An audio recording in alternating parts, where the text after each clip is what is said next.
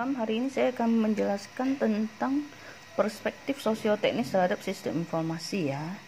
Nah, berdasarkan perspektif sosioteknis, kinerja optimal suatu sistem dapat dicapai apabila aspek organisasi dan aspek teknologi dapat saling menyesuaikan dan mendukung satu sama lain secara memuaskan. Dimana kamu bisa lihat di gambar berikut. Teknologi alternatif 1, alternatif 2, alternatif 3 yaitu rancangan akhir teknologi. Nah, saling timbal balik. Kemudian kita lihat lagi rangkuman ya. Nah, rangkuman bisa kamu baca di halaman 32. Ya. Bagaimana sistem informasi mengubah bisnis dan apa hubungan dengan sistem informasi dengan globalisasi? Surat, konferensi online, smartphone dan komputer, tablet menjadi perangkat yang sangat penting untuk pelaksanaan bisnis saat ini. Sistem informasi sebagai dasar utama untuk mempercepat arus lalu lintas dalam rantai pasokan internet memungkinkan banyak organisasi bisnis untuk membeli, menjual, mengiklankan dan menampung umpan balik dari pelanggan secara online ya. Mengapa sistem informasi begitu penting dalam menjalankan dan mengelola organisasi bisnis saat ini? Sistem informasi adalah penopang utama dari penyelenggaraan kegiatan bisnis saat ini. Di berbagai sektor industri, mempertahankan eksistensi dan pencapaian tujuan strategis bisnis sulit dilakukan tanpa penggunaan sistem informasi secara luas. Nomor 3, seperti apa gambaran jelas sistem informasi, bagaimana cara kerjanya, seperti apa manajemen organisasi dan komponen teknologi yang terlibat di dalamnya.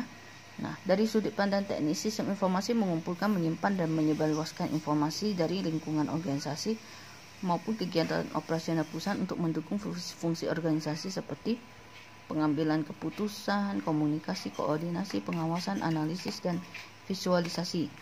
Apa yang dimaksud dengan aset komplementer? Mengapa aset komplementer begitu penting untuk menjamin sistem informasi yang diterapkan menghasilkan nilai yang nyata bagi organisasi?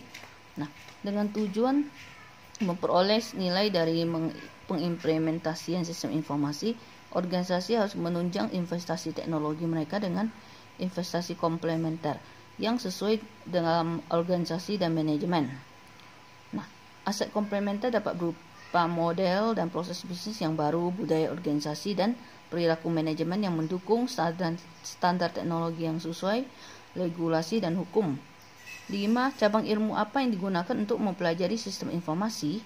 Bagaimana kontribusi setiap peranan dalam membawa pemahaman kepada sistem informasi? Apa yang dimaksud dengan perspektif sistem sosioteknis? Nah, studi mengenai sistem informasi berhubungan dengan masalah dan wawasan yang diperoleh dari ilmu teknis dan perilaku. Bidang ilmu yang berkontribusi terhadap pendekatan secara teknis yang berfokus pada pengkajian model-model formal dan kemampuan sistem antara lain ilmu komputer, manajemen, dan riset operasional. Sementara itu, bidang-bidang ilmu yang berkontribusi terhadap pendekatan perilaku berfokus pada perancangan, pengimplementasian, manajemen, serta pengaruh bisnis yang ditimbulkan oleh sistem antara lain ilmu psikologi, sosiologi, dan ekonomi. Pandangan sosioteknis dari sebuah sistem membahas fitur-fitur teknis dan sosial dari sebuah sistem serta solusi yang mewakili hubungan terbaik di antara keduanya ya. Oke, kemudian di sini di halaman 33 ada soal ya, 1, 2, 3 soal. 3, 4, 5. Itu bisa kalian cari tahu ya, dan bisa kalian kerjakan juga ya.